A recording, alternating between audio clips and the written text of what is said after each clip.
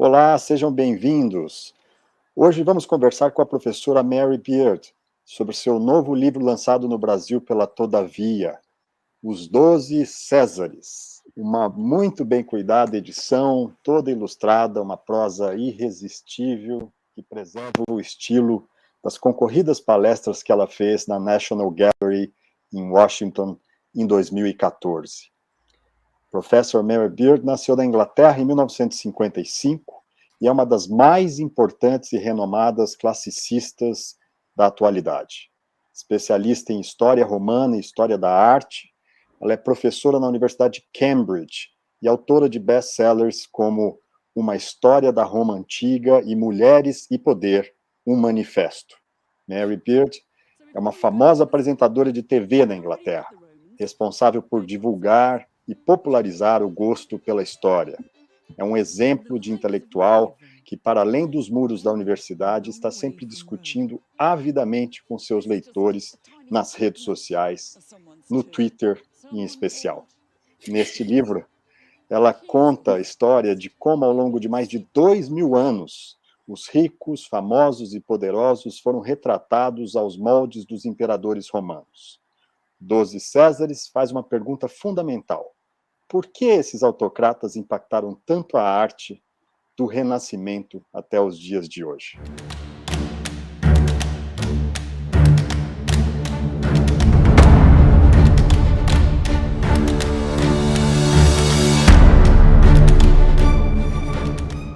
Professor Mary Beard, what a pleasure to have you. Thank you for your time.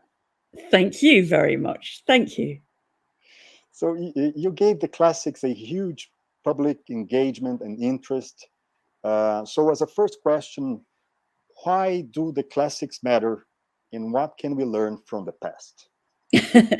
Well, the classics matter, I think, because they're still all around us. You know, one of the things that the book on the 12 Caesars does is say, look, we're still representing them. We still see them in cartoons, in our newspapers. You know, almost everybody across the world recognizes Nero playing his lyre while Rome burns behind him. And so I think that they matter because they're with us. They're part of our world. We still read them, we still translate them. And even when we don't think we do, I mean, we live in a world in which we talk about July and August being two of the summer months. And I think quite a lot of people forget that those months were named after Julius Caesar and the Emperor Augustus. So I think they're with us. That's why they matter. I mean, can we learn anything from them? I think we can learn to look at ourselves a bit harder. One thing I don't think that ancient Rome has lessons for us. I don't think we can find the solutions to our problems in ancient Rome, but I think we can think about our own problems a bit harder if we look at ancient Rome. Great. So let's just start from the beginning. The title, The 12 Caesars. This is a very particular group of Roman emperors. Why these guys for this book? Well, I chose the title because it is the title of a series of biographies by a Roman biographer living in the 2nd century AD called Suetonius. And he wrote a set of the life histories of the first 12 Roman emperors, counting Julius Caesar to start with. So he goes from Julius Caesar, who is assassinated in 44 BC, up to Domitian, who is assassinated, a lot of them are assassinated, in 96 AD. In the Renaissance, they became the kind of canonical group of the Roman emperors, the 12 Caesars. Caesar is really another word for emperor. And they were the most famous, were the most reproduced and painted, made into sculpture. I mean, they're not the only ones by any means. There's dozens of Roman emperors, but they became a kind of an early set, and that's why I chose to look at them in particular. You mentioned Suetonius. Do you think that Suetonius himself was influenced by busts and other visual art, as well as the written texts that were available to him? He might have been, and I think what's very puzzling actually about Suetonius is he does give quite detailed descriptions of what some of these emperors looked like. Now, Augustus has got black teeth, and an awful lot of them have got terrible spots. What is fascinating is that the busts that have survived of these emperors don't make them look anything like what Suetonius says and suggests. So he must have known that there was a big gap between his kind of description of these emperors and how they appeared in bronze and marble in the Roman world. And quite why that gap exists is still a bit puzzling, but in part it's because the sculptures are showing an official image rather than a real image. I mean, it's a bit like if you live in Britain, our queen looks a little bit like how she does on coins, but only a little bit like. They don't show her, looking 95 or whatever she is. They show her a bit younger and just a bit prettier. Great. In the first chapters of the book, we are introduced to several episodes in which a representation of this Caesar that we thought was authentic turns out to be a forgery, and many of them were exhibited in important museums before being ostracized. So my question is it possible to assess the authenticity of these representations over time? It's much, much harder than you ever imagine. I mean, one thing that makes all this puzzling for a start is that most of the busts that we have of Roman emperors, most of the sculptures are not named. They don't come with Julius Caesar inscribed underneath. So that's a bit of a puzzle to start with. But I think the other thing is that it is very hard to tell a fake or an imitation from a real ancient sculpture. And that's partly because sculptors in the 1st century AD were using much the same tools as sculptors in the 17th century AD. They were using the same kinds of marble, and they were producing, using traditional techniques, works of art that look very, very like each other. And people often imagine it must be terribly easy to tell a really ancient sculpture from one that is created 1,500 years later, but actually it isn't. And there are still quite a few where we still don't really know whether they are ancient or modern, or we don't know whether they're ancient with a bit of modern reworking. So they're kind of partly ancient. And I think that there is a very important question that is why these emperors have such an impact on art from the Renaissance to the present day. Yeah, I mean, that is really one of the puzzles that got me started on the book, because I've spent most of my life, as you said in your introduction, I work on the real ancient world, on the actual classical world. And I suddenly thought, but why is it that so many of the representations I look at, so many of the images of the Caesars, are in fact made in the Renaissance or later? And in part, it's because they were people and images with a life story that was really interesting to think about. If you wanted to think about corruption and the nature of power, they were your men, honestly.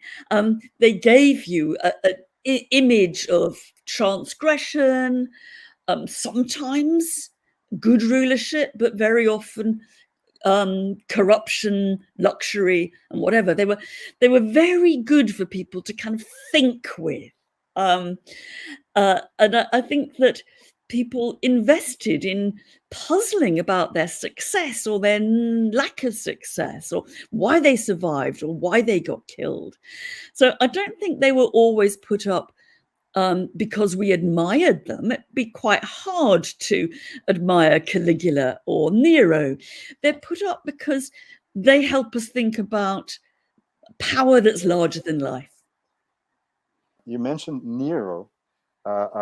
Is it correct to say that the study of these representations can change our view of these emperors over time? For example, Nero. What did we learn from this representation about him? Is he as nasty today as he were a century ago, for example? Well, it is very interesting that you see artists over the last few hundred years making different selections out of the stories of these emperors to represent sometimes in paint, sometimes in marble. And Nero is a great case because if we go back to the late Middle Ages, to the 14th, 15th centuries, one of the most popular images of Nero then was a really horrible, gruesome scene of Nero, who had killed his mother, Agrippina, having her body dissected. And you see Nero sometimes in these rather beautiful illustrations, but there's the emperor watching his mother being cut open, and he's got a glass of wine in his hand. Now, I don't think now that's a particularly popular image of the Emperor Nero. What people have done, what artists have tended to represent more recently in the last 200 years or so, is Nero who's a kind of tortured tyrant. There's a wonderful picture by a British artist called Waterhouse, J.W. Waterhouse, which also goes back to the story that Nero killed his mother, but it shows Nero in terrible remorse after he's done this. And there's Nero, who's not much more than a teenager then, lying on his bed, just obviously feeling absolutely dreadful, but looking very much like a sort of sulking teenager that we recognize even now, I think. So they do pick out different elements from the story. I would like to talk a little bit about your book, Woman and Power. Brilliant last book before this one. We see that there are no empresses, but there are wives, mothers, and daughters who have important roles in the lives of the Caesars. Yeah. So how are they depicted? They're depicted very differently in writing, in literature, from how they're depicted in art. In literature, many of them, not all, but many of them, are seen as partly corrupting the emperors. They are a very bad influence. They're often utterly sexually voracious, but they are pulling the strings behind the scenes. I mean, people like Livia, the wife of the Emperor Augustus, who's supposed to have had, many of the young imperial family put to death because she was really trying to get her son Tiberius onto the throne. Or Messalina, who is kind of the worst sex-crazed maniac almost in the history of Rome. And there are stories in literature about her doing, challenging the prostitutes of Rome to a competition to see who could sleep with more men in the same night. And Messalina wins, of course. Now, what's interesting is that is very much a subversive literary view. If you look at art, they are represented very much as venerable, austere, respectable mothers. I mean, so what the artistic representation of Roman women of the imperial family, I still call them empresses, though they're not really. The artistic representation is very much saying these are women who bear the children who become the future emperor. So you've got two very, very different versions. And I've been very interested for a long time in the first version, the idea that women are the bad influence behind the Roman throne, because it does match up with some of the ways that we talk about the wives and mothers of politicians now. I mean, I don't know how much people with you have been following the doings of Boris Johnson, but quite often, just the same way that, or in similar ways, not quite the same way, in similar ways that the Roman imperial women are talked about, Johnson's wife, Carrie Johnson, is repeatedly said to be the one who's a bad influence on him, who chose this too expensive wallpaper that he put up in his flat, that is getting her way from behind the scenes. And I think there's always been a very strong sense that women manipulate their men to get their own way. And that certainly goes back to the Romans. Great, thank you for that, for this vision. Going back to 12 Caesars, the book's range is immense. You travel far over the time and space, and congratulations for that, because you cannot stop reading the book. It's fabulous. Thank you. It took me a very long time to write because there was so much work to do. Which was the most fun part of the book to write or to research? Was there anything that really surprised you? Yes. I think it was all fun in different ways, but I was very interested in a set of paintings that before I started writing the book, I didn't know about, so it was a great surprise, which is Titian, the famous Venetian artist Titian, portraits of 11 of the 12 Caesars. And these were commissioned for the Gonzaga family at Mantua.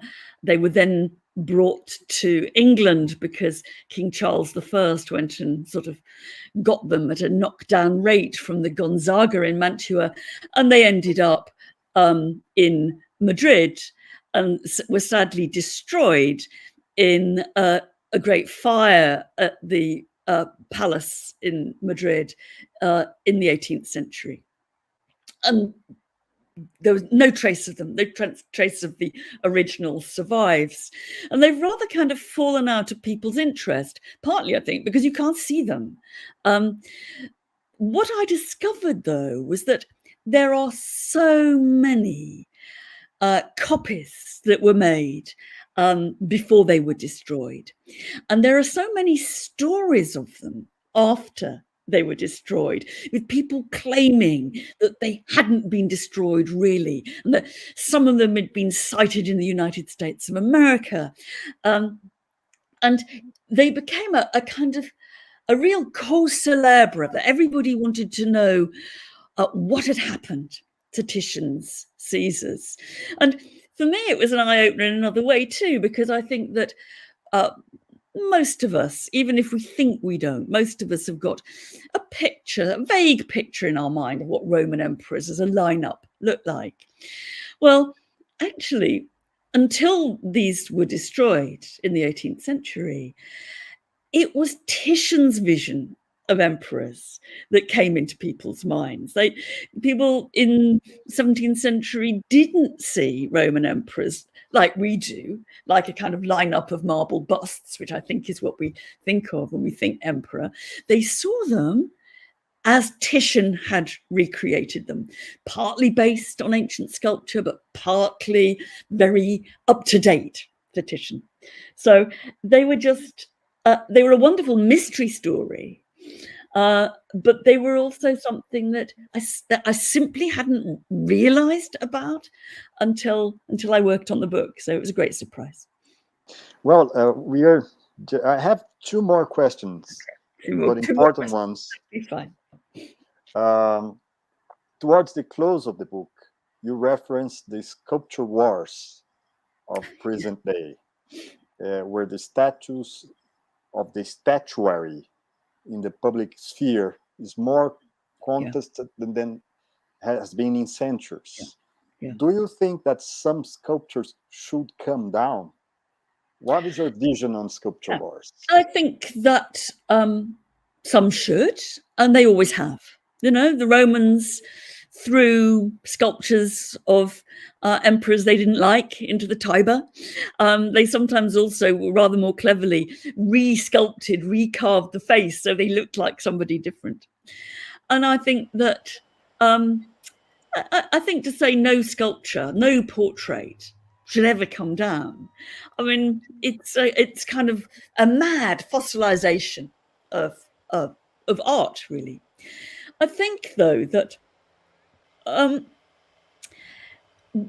before we, get too enthusiastic about this, I think we ought to think about what portrait sculptures are for, really. And I think that a lot of people, and it's not entirely wrong, a lot of people imagine that you have portraits of these guys around your cities in order to admire them. They're there because they're being heroized. And I think one thing that the 12 Caesars taught me is that you can have sculptures and portraits, real or imaginary, for all kinds of different reasons. There weren't many people in the 18th century who were admiring these Caesars. Most of them were corrupt tyrants, or so they believed. And I think that in many ways, one big function of the portrait is not to admire it, but to make us think harder about it, and sometimes to deplore it, and to remember the people that we used to admire, perhaps, and to remember that one day people will be tearing down portraits of us. It makes total sense. I totally agree with that. It's not only black and white, and you have a lot of gray areas in between. Right. There is. So last year, Howard University announced that it was dissolving its classics department, really?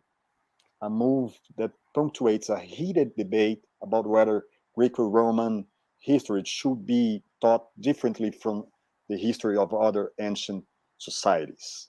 Today, there's a new wave of scholars claiming that classics sustain a mythology of whiteness. And I read a very, very long form piece on the New York Times on that recently. What's your opinion on that? I think that I partly agree with the opposition.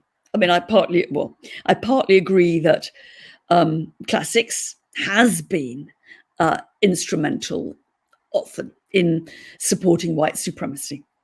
I think, however, it's a bit like portraits, really. I think it's a bit more complicated than that. I mean, classics has been turned to bad uses. I mean, most academic subjects have been turned to bad uses. Nuclear physics gave us the atomic bomb. Every subject has got its downsides. And I think it's very important for us to recognize the bad uses that's been put to. That doesn't mean destroying the subject. And I think you might also say that classics has been put to some very good uses as well. In the British 19th century, what happened in 5th century Athens was really important in generating new democratic ways of thinking. Towards the end of the 19th century, people looked back when they were wanting to talk about gay rights, and they saw that the ancient world was a place where homosexuality was treated differently from the repressive version in 19th century England. So I think, history, it isn't just for giving us a message about what we like. It's about teaching us about ourselves, and I think helping us to think harder about where we are. And I think classicists, people who study classics, I think they do have to think a bit about the bad uses that classics has been put to, and there have been. I think they should also think a bit about the good uses, and try to make sure that it's better in the future. So I don't think that we should burn it all down. Professor, thank you very much for the interview. It was a nice pleasure to have you here. It was a great pleasure for me. So thank you very much. Thank you.